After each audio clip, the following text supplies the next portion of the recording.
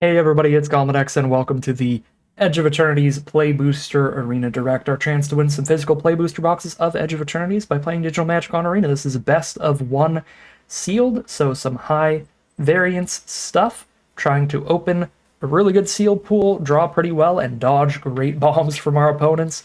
Without further ado, let's just hop into the event here.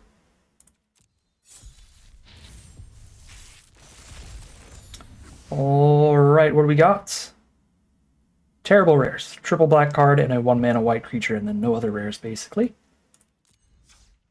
Tezzeret is cute in certain decks, but in terms of having enough synergy to make him actually exciting and sealed, it is almost impossible. We've got Scrapbot we can play in any deck. That'll be quite strong. Quite interesting. We have double Servandum if we have a good aggressive black-white curve. Two Servandum to top that off with can really end games for us. So that's interesting. And then Hali is another multicolored card to keep an eye out on. Solid card engine for green-white decks. Okay. Our curve in white is not the greatest. We need some more 1 and 2 drops if we want to get really aggressive. So if our black has the support there, that could get us to the Servanda black-white build. It's got solid interaction, Radiant Strike, Banishing Light, and if we're really low on interaction and don't have any with our second color, we can run the Emergency Eject as well. I just prefer not to, so that lander token is some genuine value you're giving your opponent back. Yep, white is very reasonable.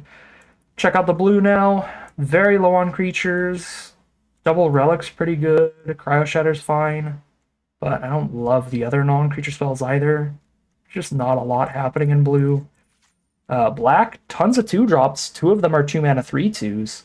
We've got Depressurize here for removal, and we have that Archenemy's Charm for flexible removal as well. It's a good curve out as well, just a bunch of 2s, and then ramps up into less and less higher mana value spells. Just could be black-white aggro. I mean, they fit together like peanut butter and jelly in terms of the sealed pool. Could be the simplest, strongest way to build it. What about red, though? We have a weapons manufacturing. Do we have the combos for it? I did not get the 1-mana 1/2 that sacks artifacts. I didn't get a single card in red that sacks artifacts, so no, we in fact did not. Unless I go like Rakdos and try to really get there with Umbral Collar Zealot, which is very, very narrow. 2 cards in the whole deck that can actually sack those tokens. Yeah. Alright, weapons manufacturing is not happening. There's 1 Plasma Bolt for removal, a bunch of filler creatures, and spacecraft that I really don't like that much. Yeah, I'm not super into the red. I mean, the Moxites are solid draw, but not a super exciting color. Green, perfectly reasonable. A little bit of removal and some good creatures. But again, not a huge reason to play it. I feel like this is pretty easily just a Servandum deck here.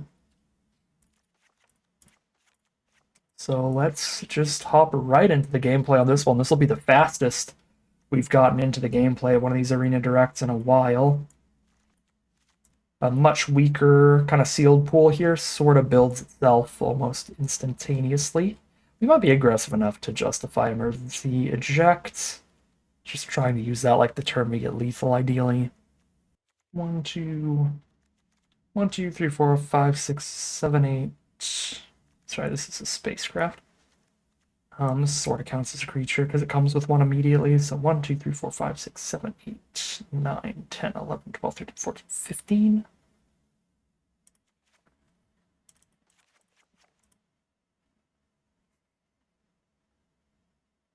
$16 with the boosters. Okay, yeah, that's reasonable. I think I'd rather cut these 5 than anything that we have in the non-creature spells. Maybe emergency ejects. There's an on-color duel here. That's nice. That's cute. Could run Mana Confluence just as a Caves of Koilos. I don't think this is great in just a 2-color deck, though. The cost is pretty high. Like, if you have this in your opening hand, you have to tap it like 3 or 4 times throughout the game just in your 2-color deck. That's quite bad.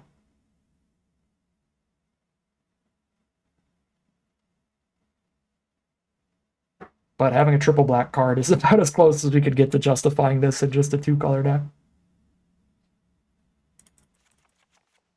Definitely going to cut the Inventor's Fair. I think we're going to cut the Confluence as well. Just play a bunch of black sources. There's no double white cards in the whole deck, so I like going for a 10-8 split. Alright, Servandum.deck. Hope for great curve outs. See how it plays out for us as we hop into the gameplay. Here we are on the draw for game 1. We don't have a single one of our 10 black sources in the opener. We also don't have any plays till turn 3, at which point we have a 3-1 with no text, and that's if I hit a black source. Alright. And then we find 1 swamp and 6 spells. Edge of Eternities called, baby. Start with a 5-card hand.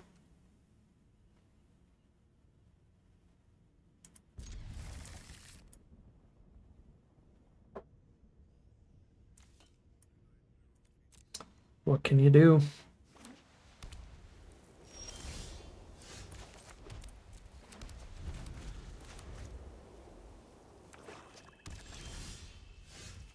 Alright, drawn to the curve out here. 2-drop, 3-drop, 4-drop. Might have to hope to use this charm just to pick up 2 creatures from our grave to make up a little bit for lost card advantage from all of the mulligans.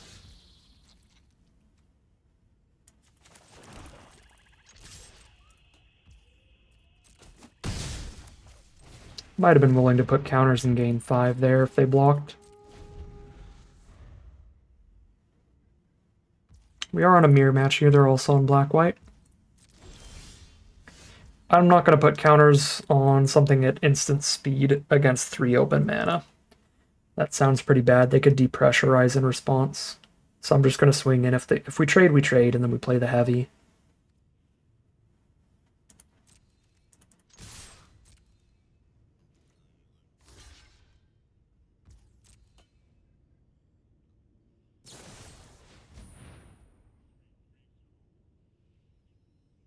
The odds of multiples here.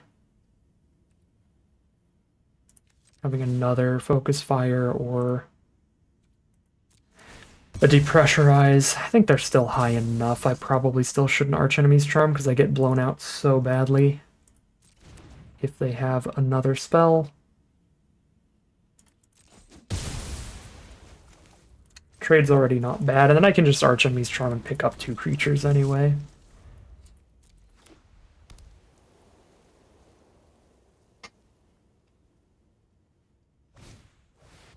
Aaliyah.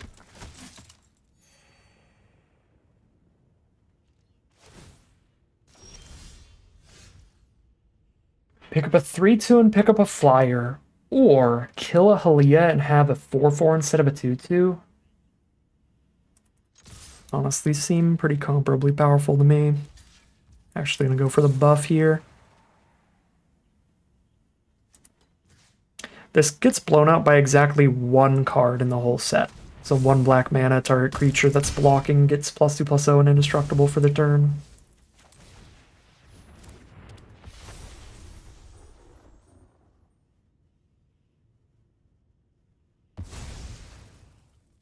They're a blue deck as well. Okay.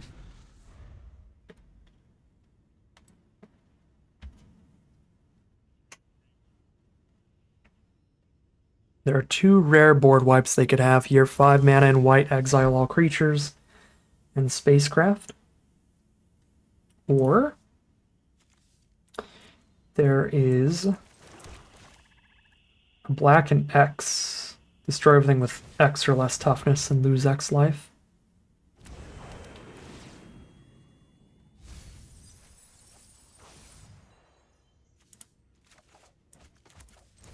So we lose to a board wipe and we beat just about everything else.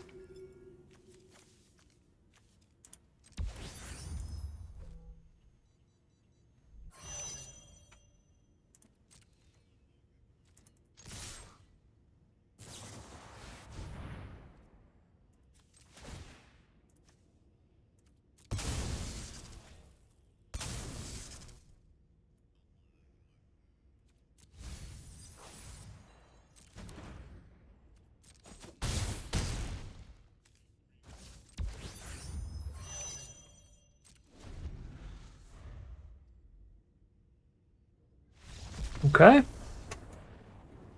Terrifying game there. We start down a couple cards, but we still manage to get there, drawing into a great aggressive curve, and our opponent just not finding any blue source. They probably had more blue spells in hand there. Just could not really cast anything. Alright, 1-0 heading to game 2. Alright, here we are on the draw again for game 2. Shu might have been on the play game 1, I already forgot. My memory is awful. Some mono black hand here, but we're deeper into black than white, and our prospector, in theory, grabs us the white source.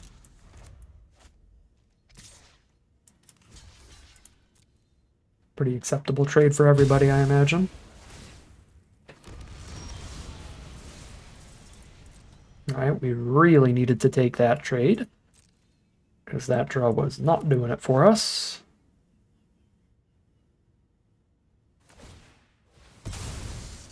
Suppose our opponent really needed to take that trade as well, because they did not play land 3 turn 3 either. Top deck to land this turn though.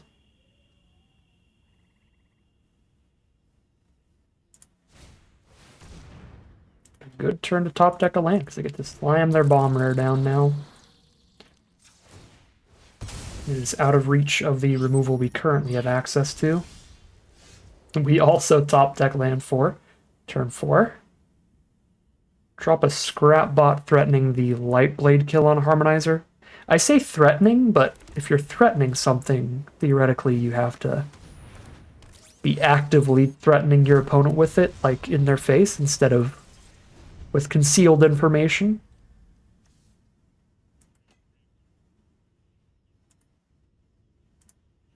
Well, you know what I mean. We have the opportunity to potentially kill Harmonizer on blocks here. It'd be pretty risky. We'd have to do it against 4 open mana. Any instant from them would 2-for-1 us pretty bad. Although the Light Blade sticks around, even if they kill the creature. It's quite a mediocre card once it's left around, though. 3 mana to re-equip.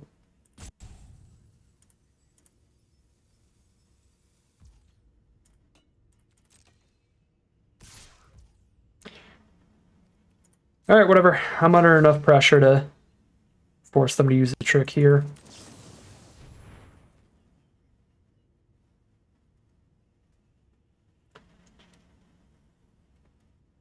I'll go down a card to have them use removal on something that's quite insignificant.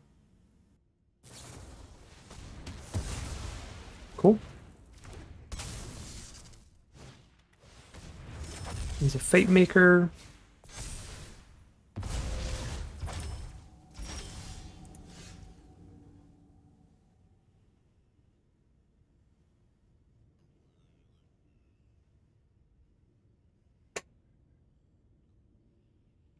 I think I have to take 10 to the face here. I don't see another line. I could play a 4/4 Death Toucher, which gets demolished by removal. Or I can hold up Depressurize for the Fate Maker. Use the extra 2 mana to get the black source for Archenemy's Charm to exile Harmonizer. But I could Faithful and give them 2 cards. Also quite bad. Still on all spells.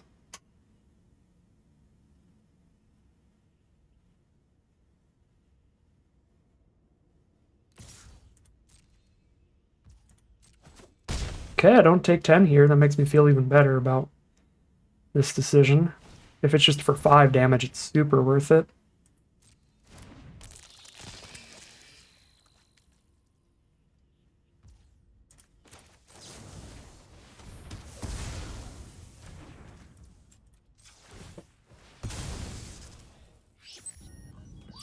Clear the board, and we are staring at each other. We're in a stable position now.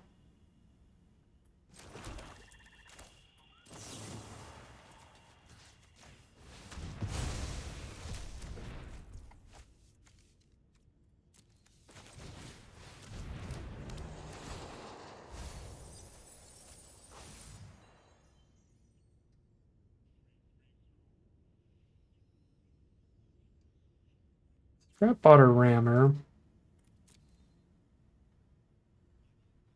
Got a lot of chunky creatures that are good at stationing. Let's go Super Space Crafty here.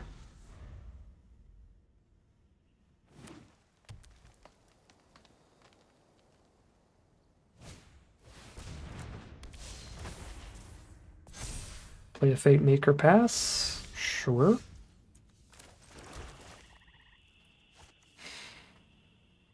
Six power plus 2 power. It's 8 power. This is 8 to station. Yeah, let's go.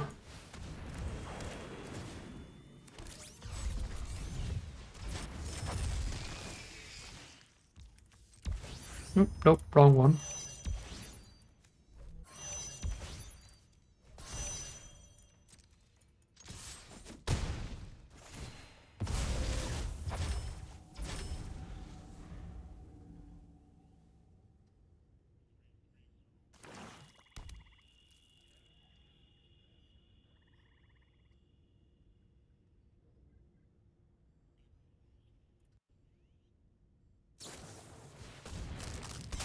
Dubious Delicacy on the grab ship.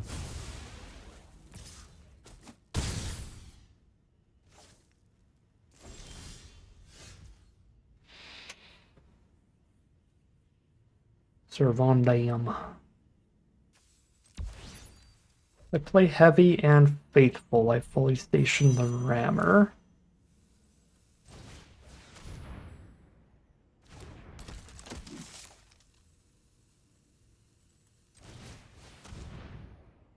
I should have stationed before I cast this faithful, because they could use instant speed removal on the heavy. Now they have an opportunity for a second.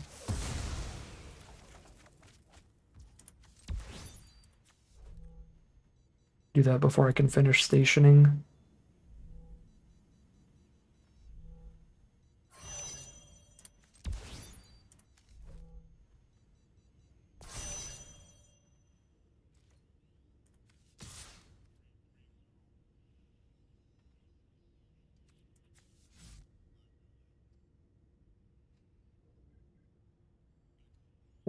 Take 4 there, take 3 there.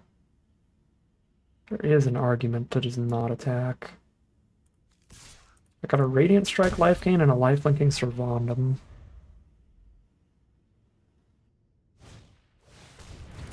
Fungal Colossus.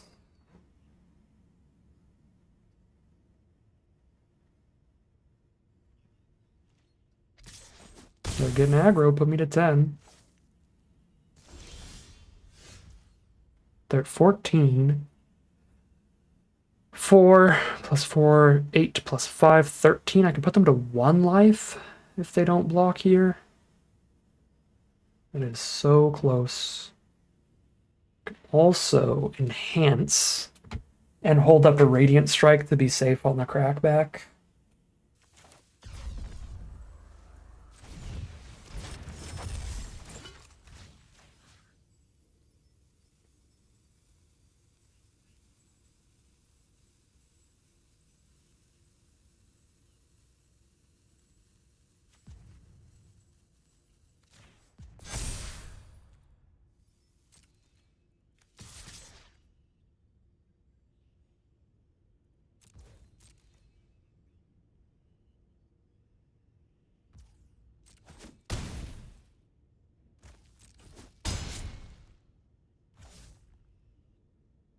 Play around the trample indestructible trick by Radiant Striking right now. Doesn't seem crazy to me. Sure.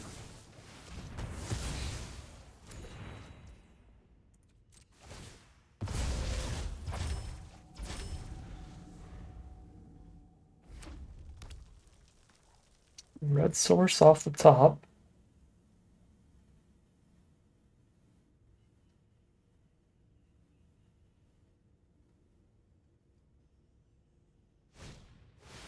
Pinnacle kill ship. Blow up the flyer.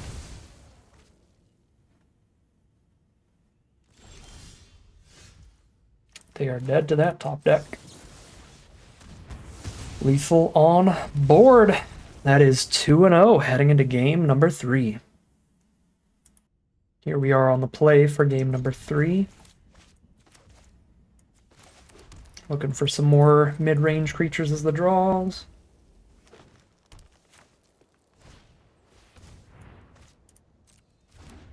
Gene Pollinator, turn 1 for Marpone. They're going to ramp over there. Zealot is a solid first draw.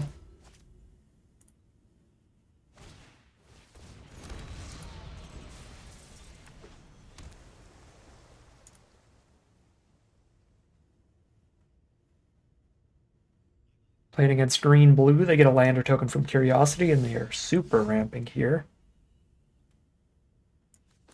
Certainly could see the argument for Scrapbot here. I guess we just go to combat, send in. If something really weird happens where we need to Lightblade, then I can go Knight Captain Lightblade.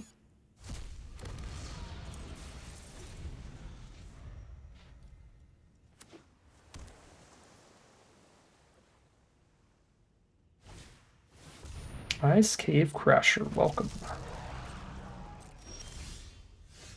Too bad you're not going to stick around too long.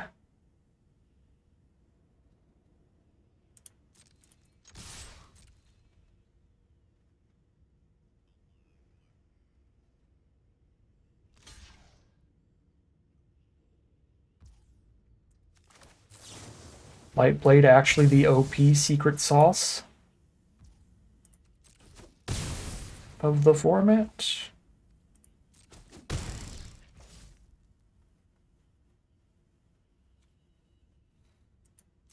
I'm real tempted to just go wide, but what needs manas?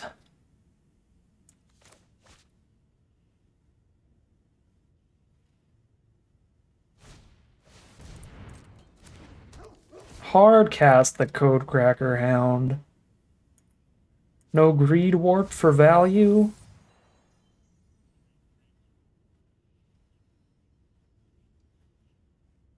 Tragic.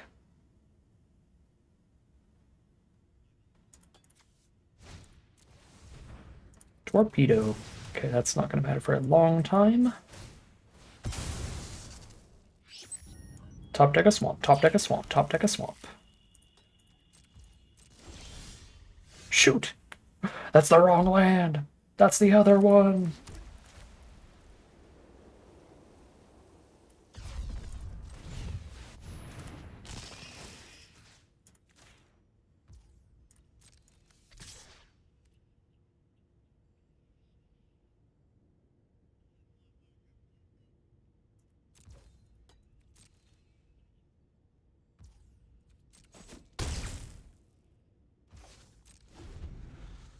Oh, I forgot the Zealot combo. That was loose. We could have got another lander there for free and a Surveil.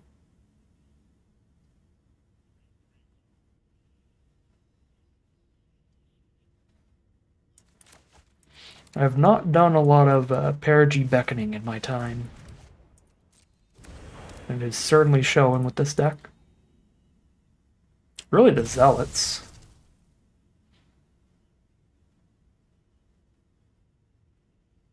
That could be a big miss, because the lander token would lock in that I have the third black in a couple turns. Not next turn, but the turn after.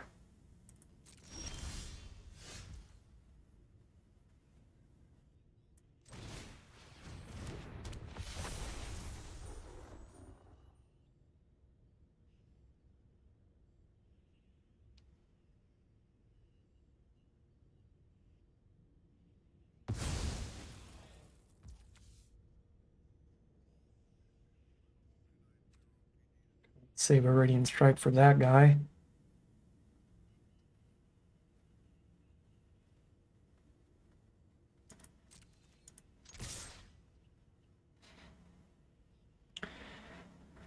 Codecracker Hound for Umbral Collar Zealot. Pollinator for Scrapbot. Take 4, go to 7.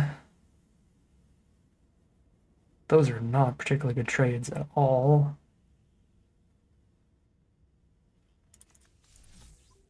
Clear out the creatures that have good trades off of forced trumps until we hit third black for now. Maybe.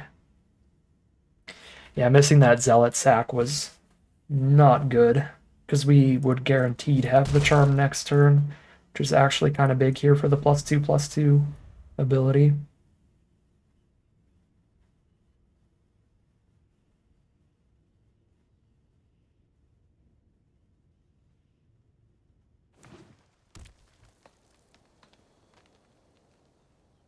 Leave up a torpedo now.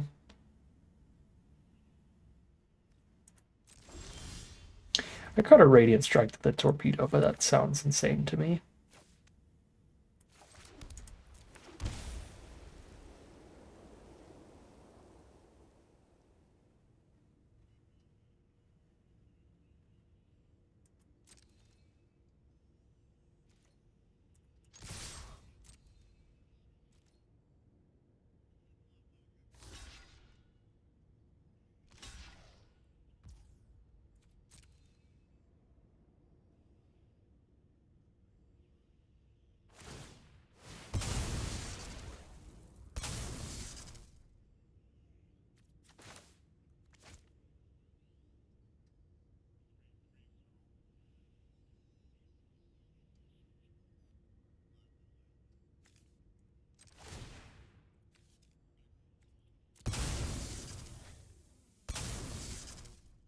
Boosters is a solid draw.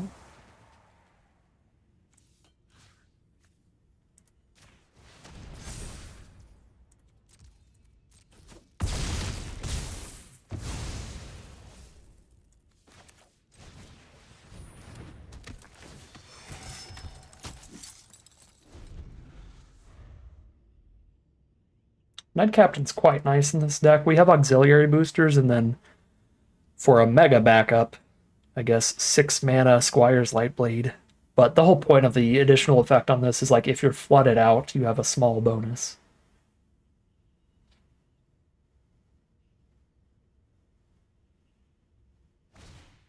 I suppose this game will have drawn both of our equipment though, so we won't be able to use that, but just in theory, having 2 separate playable equipment in here is nice.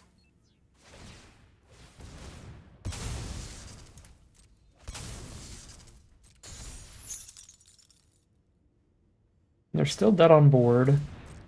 Okay, so they're just dead. Because you can re-equip equipment. Woo! There's a concession from our opponent, and that is 3-0. Awkwardly the best record we've had so far on this Arena Direct. We'll take those. It's a positive record no matter what. More wins than losses, but we do still need to win a bit more to get our entry fee back, and obviously quite a bit more to get some product. Here we are on the draw now for game number 4. Solid opener, 2-drop, 3-drop, and 5-drop, both the colors. We'll keep it.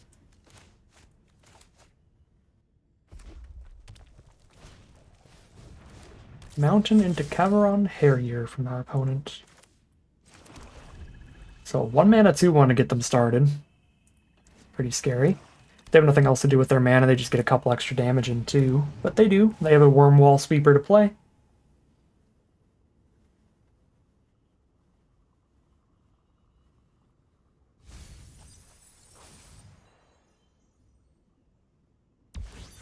Quite happy to see them station that instead of just push damage there.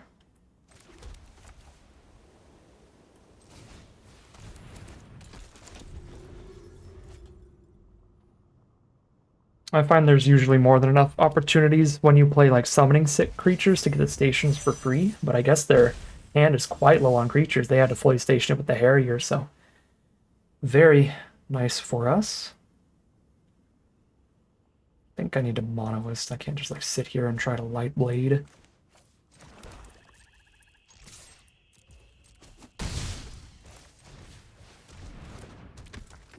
Monoist is a good trade for that sweeper. And they have naturally found the green source. I guess they did a little bit of surveilling. So Galactic Wayfarer, full Jund. Maybe black is the splash here. We've seen early red plays, and we've seen green fixing, neither of which you tend to play off the splash. So either black is the splash or they're just full on all 3 colors. Easy trade.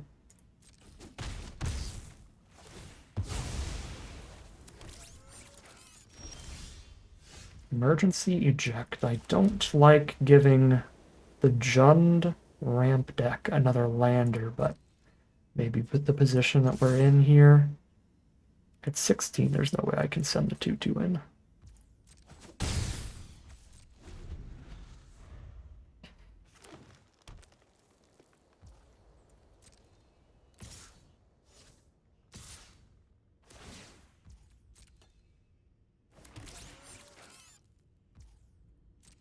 Sure. Tapping out all my mana on these next couple turns, so I'm happy to just Light Blade now. I'm going to spend all 5 mana next turn, and if I don't draw another land, the turn after that, I'm going to spend all 5 the turn after too.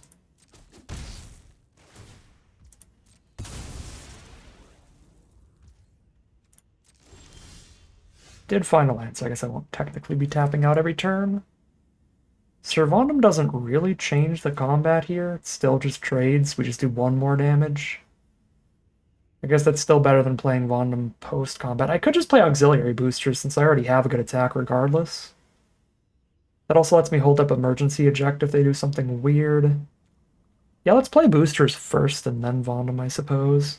This gives them more opportunities to throw removal at our weaker spells as well.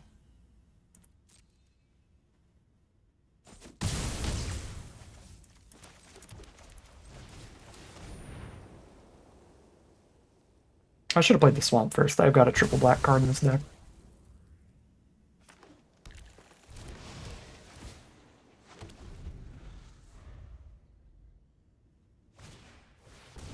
Turbo Drone. The mountain? That's a good draw. Wow. Better than Vondum here because we get the toughness out of Turbo Drone range.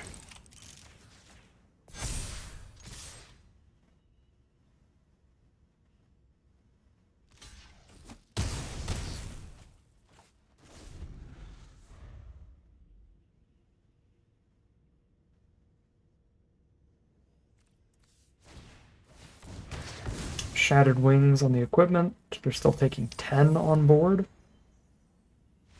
And there's the concession from our opponent. Just solid draws here are just collection of great black and white commons and uncommons. Just doing better than them there. They had a rough mulligan as well. Everything just kind of working well for us this time around. Our luck catching up to us in a good way on this run. And we are 4-0, guaranteed to have a very positive record here. And we are in the money, leaving with more gems than we paid to enter, and a bunch of packs as well. All right, here we are on the play. Great opener. 1 mana, 2/1 Vigilance, 2 mana, 3/2 with great abilities. So on from there. What is the animations are so weird lately for some reason. Jiggling over to the side like that.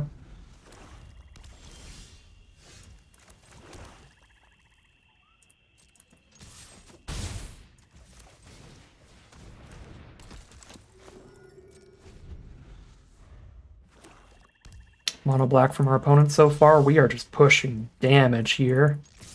Love to see it. They're already down to 13. If they have the Bomb Rare board wipe, that's an X mana board wipe, that would be filthy. I think that's about the only thing that saves them here. Archenemy's Charm does not do it. We're still hitting for 4. They're going down to 9. They're on a mono-colored opener. I mean, they had a triple black spell, so they probably have the second color in hand, or at least if they do have the second color in hand, they wouldn't play it yet because they need a triple black first, regardless. All right, pretty free game there. That's really what you want to do with the quick curve out kind of sealed pools. If you have a really consistent mana curve and a quite aggressive one, you can just get in underneath slower sealed decks, just sealed pools that didn't manage to open as much in terms of early game plays. Nice lucky one there. That puts us very far in the money out of this event, which feels great after such a loss streak at the start. That is 10,800 gems, 24 packs as the minimum prize out for this run. Very slow hand here. Our first threat is at 5 mana, but the mana's really good. Mana's really good. We have 2 out of 3 black sources already. If we draw any early creatures, this hand's going to be incredible. I'm going to take the gamble on it here. Like, if we just draw a 1/2 drop, then I think this hand's real good. A 3 drop, and it's not that bad.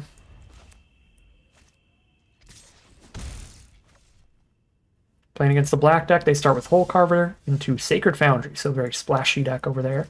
Here's the Scrap Bot to lock in the 3rd black source for Charm.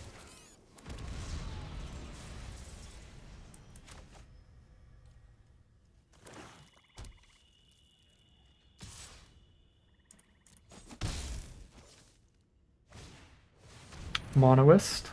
Dang, every creature they've played so far is a really bad trade for Scrap Bot. It's a shame.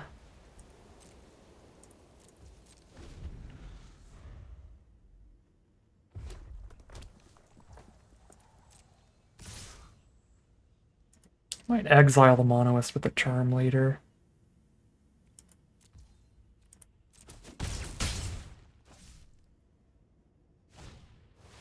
Virulent Silencer.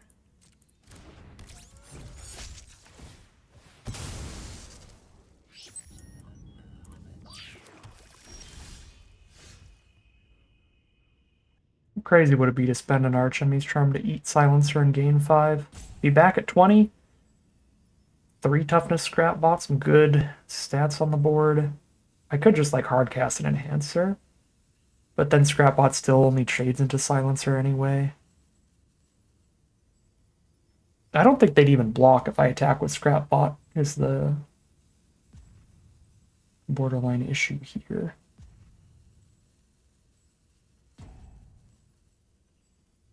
Could just be exile the Monoist, so no death trigger. And Scrap Bot trade into Silencer and play the long game. I have multiple cards that want me to have as wide of a board out as possible, but there are also multiple 5 and 6 drop spells that are single-handedly decently powerful.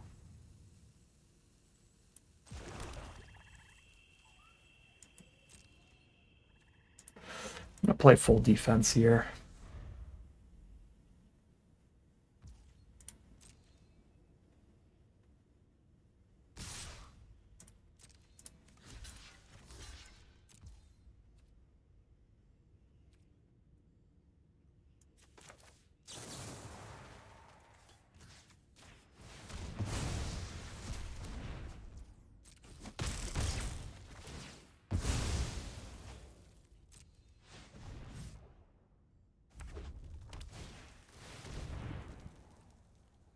Quite good. At least we exiled the scariest card.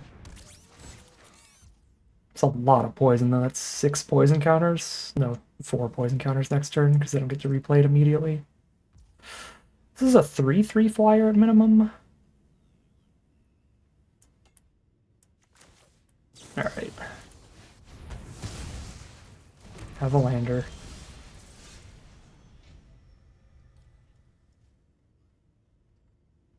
When it's 7 mana, I play 1 spell here.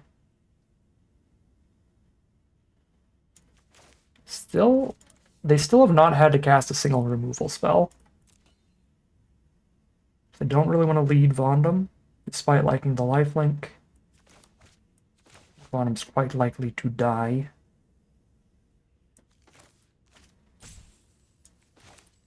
I'll play the land here. Then if I top deck a land, I get to play Vondum and Warp Enhancer in the same turn.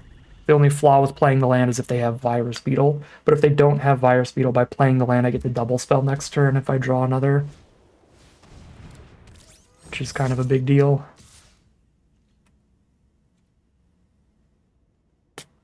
Hole Carver has been such a homeboy for our opponent. Get some poison.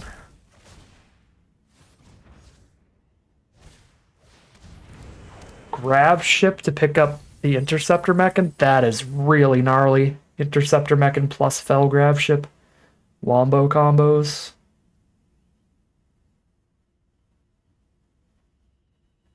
Well, they pick up the Prowler thing, though.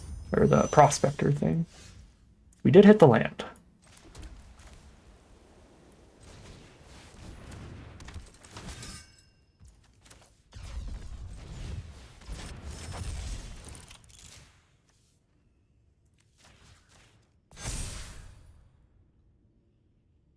if they have removal for Servandum and fully station the Grav ship while leaving all their artifacts untapped, they could kill me on the crackback. Feels unlikely enough.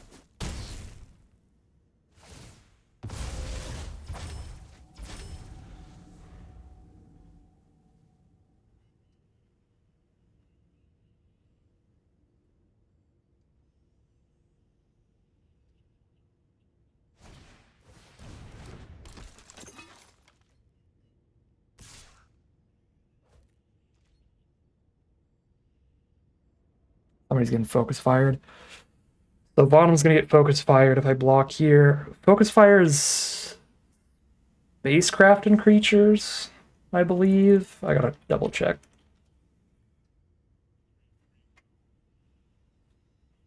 Yeah, so it's 1, 2, 3, 4 plus 2. It's 6 damage. So even if I wait till after Enhancer, Vonum still dies to a focus fire. This could be like a plasma bolt. Honestly, wouldn't even be that bad for me.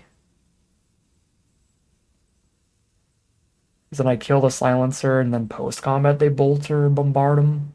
If it's one of those red removal spells. There's no +3. This feels like focus fire. That kind of gets me either way. Let's find out.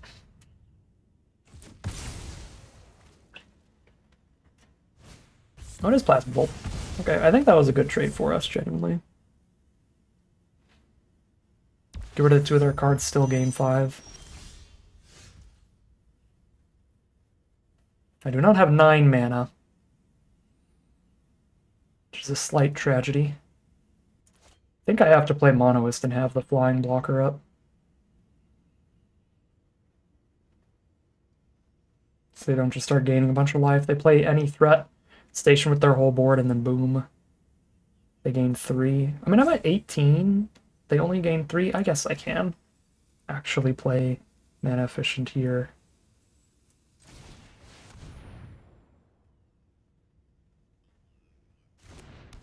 Even if they get the full station swing next turn. What was putting me under such life total pressure was the poison counter stuff, and we've dealt with that.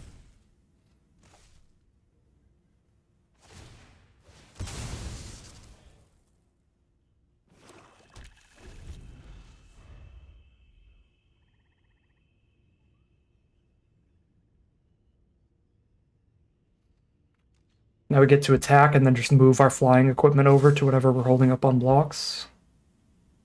It's probably a board wipe now or something.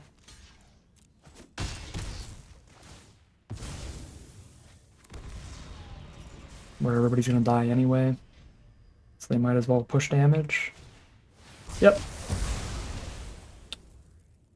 Pretty gnarly.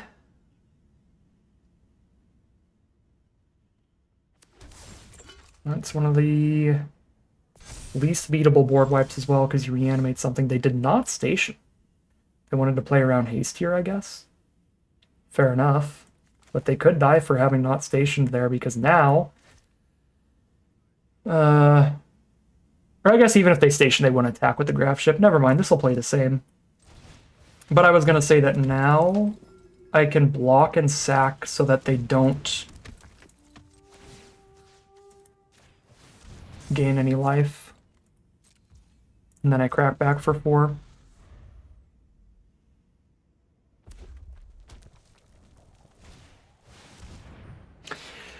You gotta be kidding me, dude.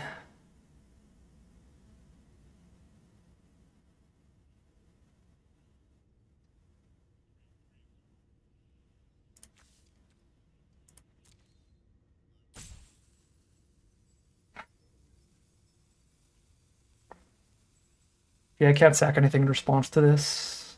I need to keep the equipment to throw onto the 2/2 robot. No, they're gonna blow up the equipment with the battleship. So I guess we wait till the enter trigger and then they'll target the equipment and then I can sack it. Yeah. Oh, man.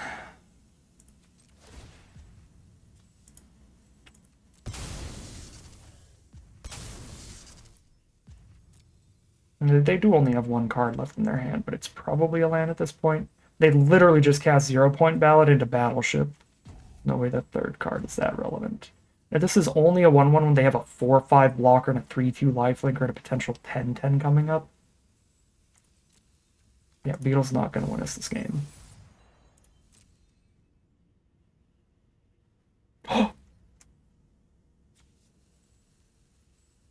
If you sack the only target, the whole ability doesn't resolve.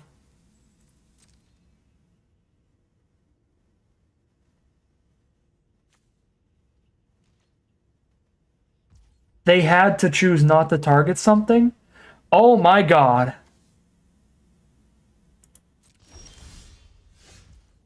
Okay, that top deck's not going to get me anywhere, but still, we are somewhere for now.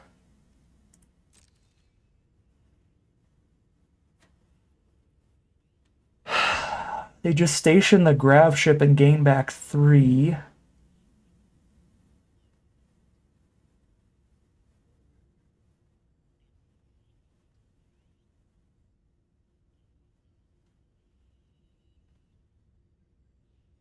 They could play any creature.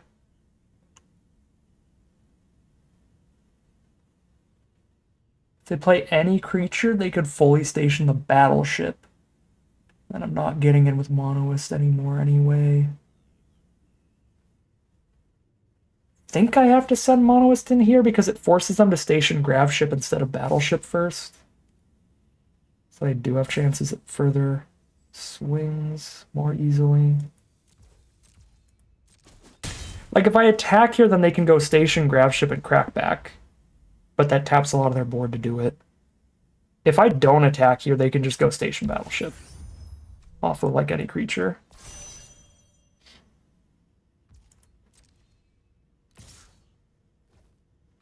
Okay, they're probably dead to any removal spell. We've got 5 power on the board. Several removal spells we could draw.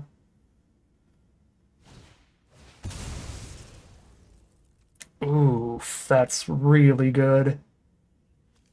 This is that same game that they 2-for-1 us like multiple times with the Mechan reanimating things, the grav ship reanimating things, and now again, Mechan again for yet another blocker. And then they cast 2 different like 2-for-1 board wipes. Their deck is nuts.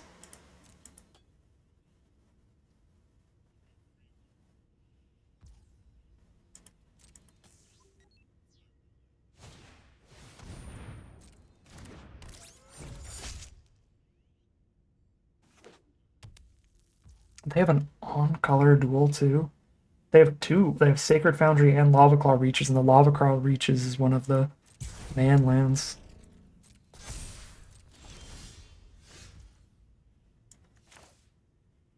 It's one of the better draws. It's not quite enough. We just kill Mechan and Silencer and leave behind a Vondom and a 2-2.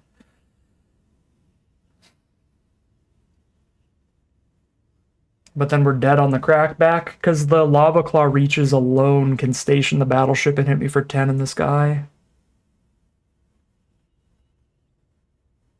I guess 13 total damage if they station the battleship and attack with grav ship. I technically survived that with 1 life.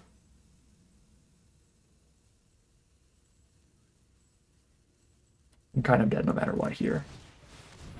If they don't... If they let any of this damage through, then we're definitely dead on the crackback.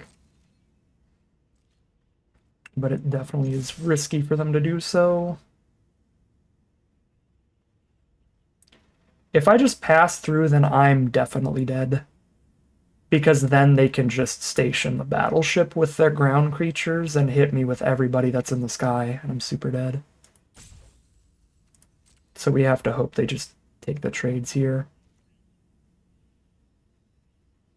To play around combat tricks. Play around the lose 2 life draw spell. That would be a draw to make them lose 2. Because we'd have triggered Void. Our opponent says, you don't have it.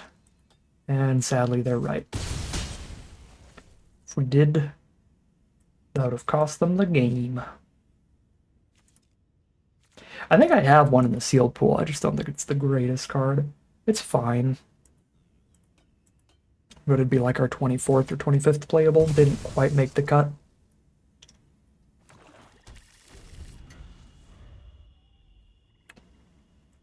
We are dead here, by the way.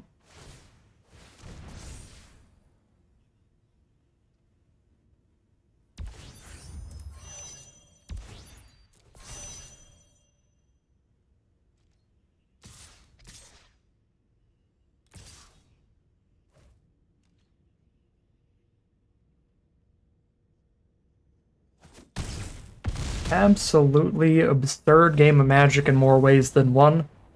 If each player knew how the battleship worked, that game would have ended even sooner. If that actually resolved and wiped the board. So we were really lucky they didn't know how it worked.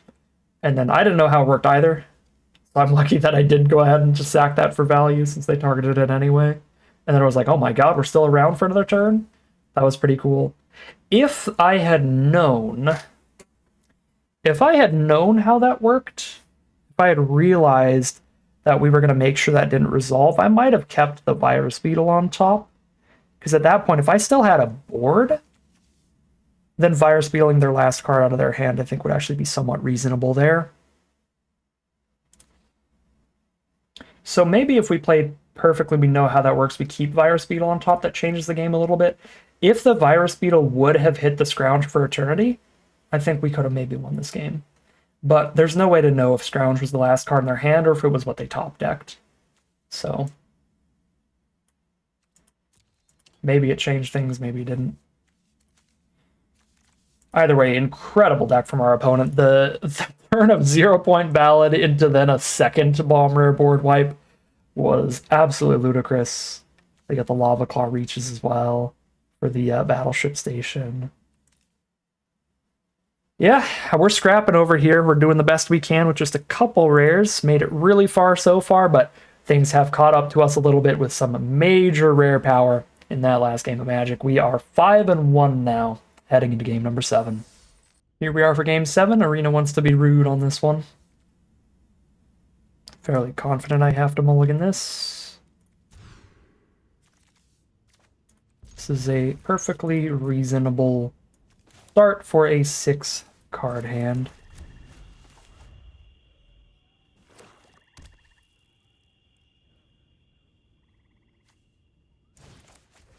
Opponent starts with a Warped-In Timeline Color.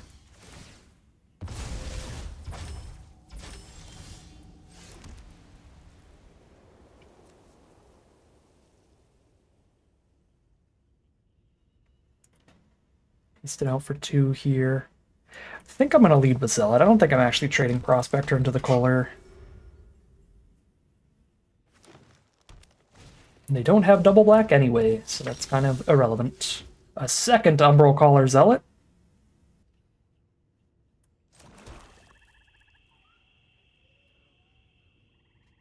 We top deck the land for the Rammer, and I have 2 Zealots on board when I play that. That is very close to fully stationed immediately.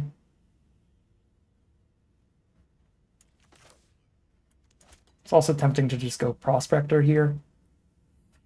I could surveil that away and get a lander at worst. But getting a lander right now, it's kind of the same as just getting it next turn. I guess it's not, because next turn, if I play Prospector, sack it, get a lander, but I haven't drawn a land, I still am not cracking the lander till 2 turns from now, but if I play Prospector now, I can crack a lander next turn. But I feel like I have enough early plays in this hand, only 1 card that costs more than 2 or 3, that I can just wait to naturally draw the Rammer land, and just play the best stats that we can towards the Rammer Station.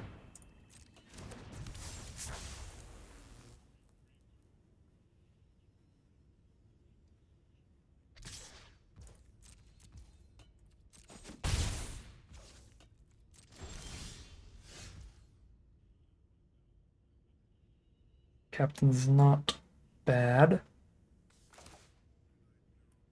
I'd rather play Prospector, though.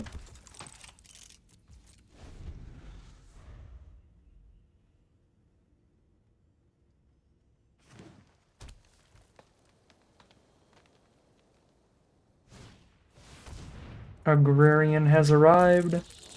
That is infinite lander tokens and a gigantic body. So I think I am in the market for ejecting that.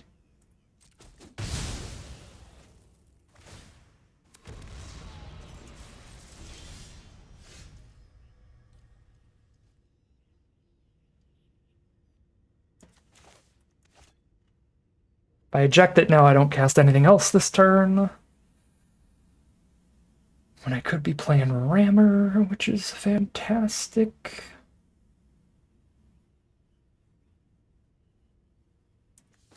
On this board.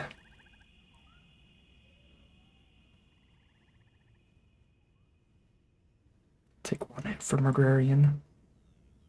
16 here.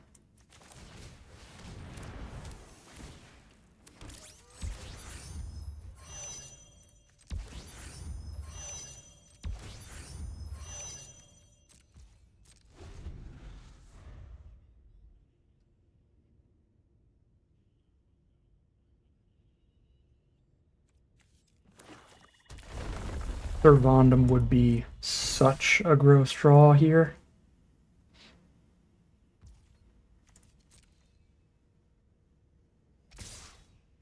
The race is on.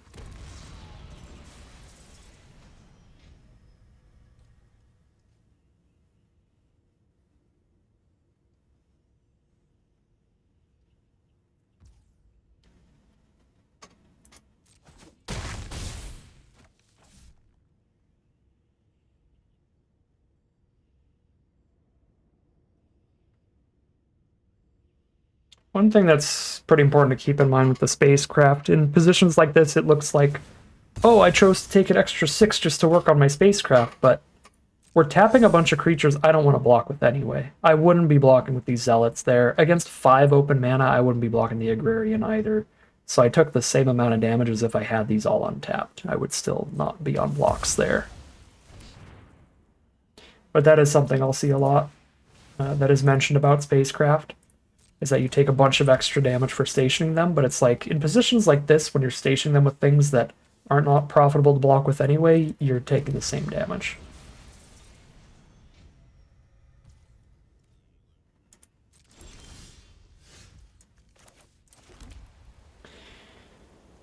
Alright, this is starting to look pretty bad. I mean, I've got the removal for the Agrarian, but now the Evangel is going to become a monumentally large threat. We're in a position now where we kind of have to play full defense, which is quite awkward. Yeah, I'm not loving this here. We definitely need to draw some gas.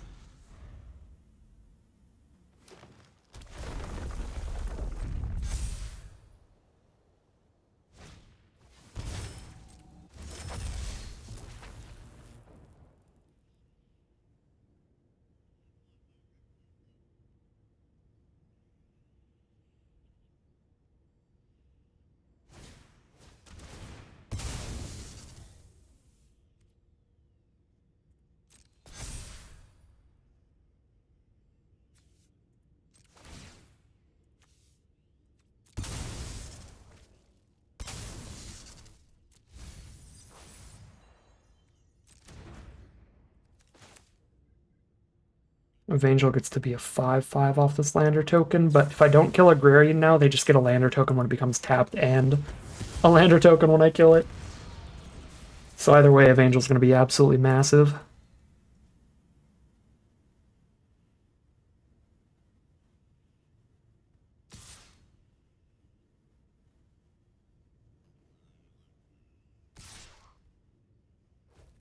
Might not have been crazy to keep the land on top and just sack the Knight Captain as the play next turn.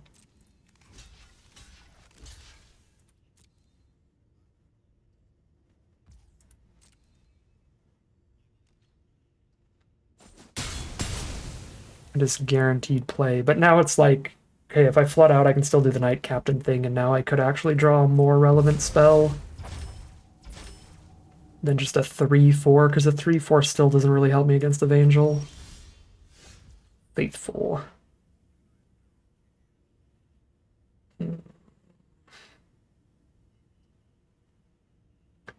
Don't love letting them draw 2 cards here, especially when they're green. But also losing the Knight Captain is losing 1 piece of card draw of my own. So it's not even the most profitable to shoot my own creature, so either way is not perfect. Either way does seem perfectly viable. We could kill the Evangel, we could kill the Knight Captain. Either is very reasonable. I'm gonna kill the Knight Captain.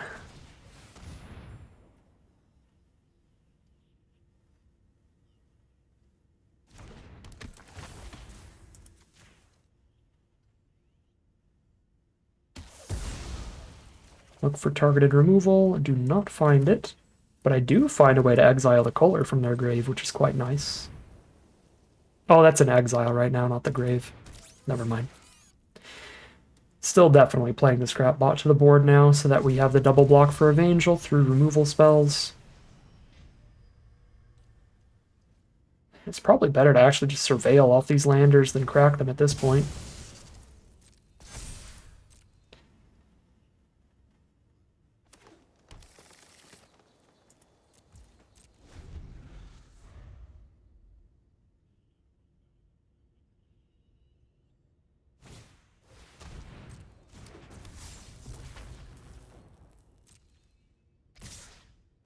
Yeah, this color is definitely the worst part of things for me. Did they top deck the Indestructible Trick? They didn't have it earlier, because it made a block where it would have been really good. They might have top decked it here, though. Or instant speed removal, either, or... Wow, yeah, the Indestructible Trample trick is absolutely filthy here. Could not ask for a better trick. Oh, Graph Ship's really not going to do it. Too late for that.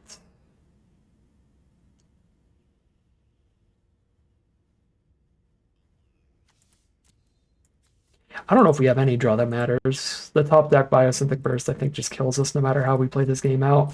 Because if I don't block, they just lethal us. If I block anywhere, it's really bad and we get trampled for a bunch. What are our potential draws even? Inquisitor, Depressurize, Beetle. It has to be like Banishing Light or Arch Enemy's Charm or something. Or we have no shot. Okay, Grab Ship is not it. Radiant Strike would do it pretty well as well. Beckoner doesn't do anything. Can only sack one of these because of the trample. Enhancer doesn't do it. We literally just need our removal, and that is not what we're finding.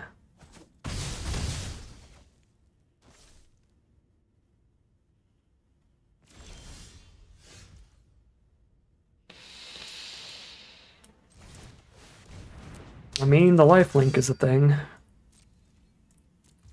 So the game's not technically over.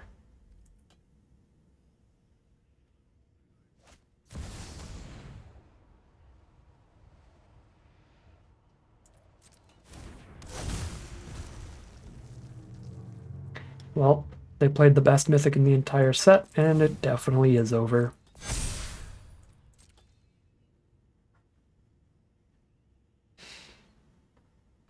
No attacks does give me an opportunity to top deck removal and still be stable here.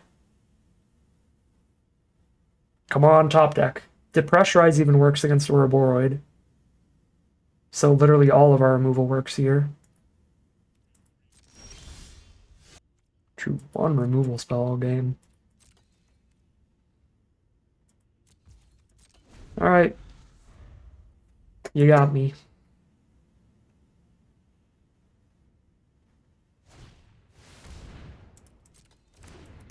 All spells all day.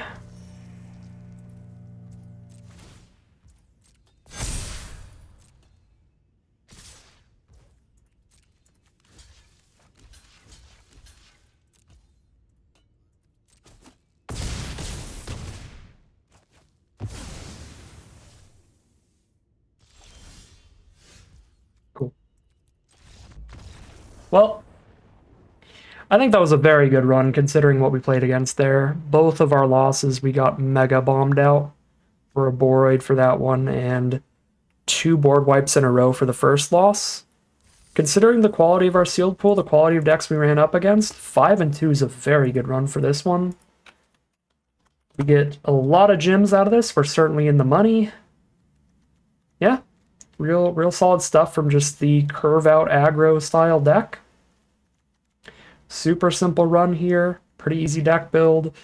Pretty easy gameplay for the most part. Really don't think there was anything we could change or do any better in our losses. That's just where the cards fall and how far the sealed pool is going to take us on this one.